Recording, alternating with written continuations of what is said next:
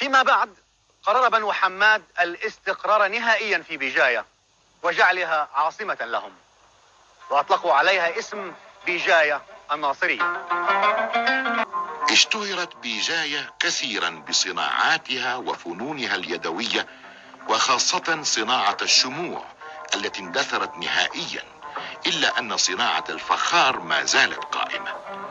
وشهرة بيجاية في صناعة الشموع تعود إلى تلك الفترة العريقة من تاريخها الحمادي، حين كان المشعل والشمع ومصباح الزيت الوسيلة الوحيدة للإنارة، وحين كانت بيجاية تنتج أفضل أنواع شمع النحل وتصدره إلى أوروبا، حيث مصانع الشموع الهامة، وقد سمى الفرنسيون الشمع بوجي نسبة إلى مدينة بيجاية.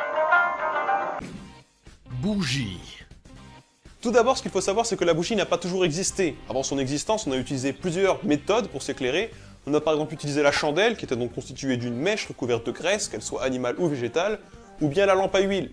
Puis, au XIVe siècle, révolution. La bougie apparaît en France. En fait, on a tout simplement remplacé la graisse des chandelles par de la cire que l'on a appelée bougie, tout simplement parce qu'elle était très largement importée d'une ville qui s'appelait à l'époque Bougie. Bougie, en fait, c'est la francisation du mot arabe Bougaïa, qui est le nom arabe de la ville berbère Bougaïet. C'est une ville qui aujourd'hui se trouve donc en Algérie, et plus précisément en Kabylie, et qui s'appelle désormais Béjaïa. Avec le temps, le mot bougie qui désigne la matière à la base finit par désigner l'objet qui est composé de cette matière, un objet que l'on connaît aujourd'hui sous cette forme.